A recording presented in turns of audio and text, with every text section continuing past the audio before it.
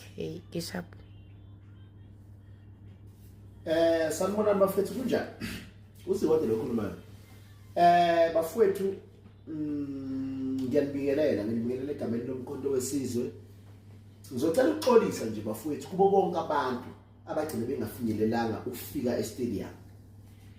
We've been sabotaged by ANC. Okumele nikwazi nje bafowethu ukuthi wonke umuntu ongazange afike e-stadium ingenxa ye-sabotage ye-ANC. More than 30,000 abantu abangabahlali base-South Africa ebesibabhalise phansi ngesizathu sokuthi ke namhlanje bazofika e-stadium Orlando Stadium. Into eyenzekile abafowethu ngikhanza unitshela mina izolo sibhuke amabhasi more than 500 buses esiwabhukhile siwumkhonto wesizwe ukuthi eze amabhasi ezothatha abantu idop nezidop. Bese sikhuluma iqiniso bafethu ANC sabotagile. ANC yabhukha amabhasi wonke amabhasi eGauteng naseDurban. Asazi ukuthi yini ekhulunyiwe nama-owner amabhasi kodwa kona kukhulunyiwe ngomkhonto wesizwe. Sonke ke siyazi ukuthi ngeviki elizayo which is mhla ka-25 May kwagogo baya kwi siyanqoba rally elapha FNB. Bathe ngeke bawaqhasha amabhasi aqhashwe yi-MK. Okay, since receive leyo message izolo ngo-7 ebusuku sangena kwi-Santaco. Siyabonga kakhulu i-Santaco ngokuthi ke na isixhase ngamatekisi angaphezulu kwa-500 ngaphezulu kwa-500 actually. Although asikukhulumeni iqiniso ukuthi bebonke ku-Santaco khona bathi ayilale khona bathi ayivuke, abanye bathi ayilale abanye bathi ayivuke. We've paid i-Santaco yeza yakwazi ukuthatha abantu yize ibathathe late. Niyazi ke bafethu ukuthi njengoba bese expecte amabhasi angaphekwa 500 basi ilayisha 60 ilayisha i-taxi ilayisha 15 kulaba abangazange baze baphumelele ukufika e-stadium. Siyaxolisa kakhulu siwumkhonto wesizwe.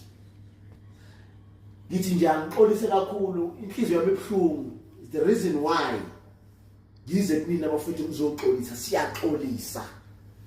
Akuyona inhloso yethu asifani ne-ANC ethembisa izinto iqeda ingazenzi. Kodwa ngesizathu sokuthi i-ANC inamandla ukudlula umkhonto wesizwe. Umkhonto wesizwe niyazi ukuthi awuna budget singanza kwethu nencane. Kodwa i-ANC inemali eyithatha kunina nge-tax yenu all taxpayers. ANC isebenzise amandla ukuthatha leyo mali idoublish ukubhadala amabhasi yasiwathreatenisha ukuthi ingathatha umkhonto wesizwe. Siyaxolisa bafowethu kubo bonke abantu abangazange bafike ngomhla ka-29 May. Ungaphatheki ukuthi azange ufike e-stadium ngicela uhambe uyovotela umkhonto wesizwe. Bafowethu nibonile ukuthi although nina abanye benifisa ukufika ningazange nifike kodwa i-stadium sigcwalisile kushuthi sibaningi. eGoli besinabantu abangaphekwa 25,000 kuya ku-30,000. And we know ukuthi there is some of us abakwi-leadership abasabotajayo abathunyelwe yi-ANC ukuthi ke nabezosicindezela. Kulungile bafowethu mangabe nifuna ukucindezela amandla abantu bakithi abamnyama qhubekani bafowethu. Kodwa engifuna nikwazi ukuthi imbali mawuyitshala mayisimila ngeke uzuyivimbe iyazimilela. Nxabalala he was born to lead abantu base-South Africa and akekho uzumvimba. kufanele ukuthi ke ubhekana nama challenges onke. Thina njalo esenze umkhonto wesizwe une challenge esizovuka nayo. Silala une challenge esizolala nayo. Okukhombisa ukuthi lento akusiyo yokukhandwa kodwa ingekaNkulunkulu. Kuvuka amathambo oSolomon Mathambo oSolomon Mahlangu. Kuvuka amathambo Albertina Sisulu. Kuvuka amathambo Walter Sisulu. Kuvuka amathambo John Langalibalele Dube. Kuvuka amathambo Artambo. Avuka umkhonto wesizwe ensidlalile ngabantu ibacindezela. Bafila abantu ngeCovid-19 ngenxa yamabomu. Baphelelwa abantu imisebenzi ngamabomu ANC. Ngeke sisho okuningi. Siyaxolisa ngokwenzakala namhlanje.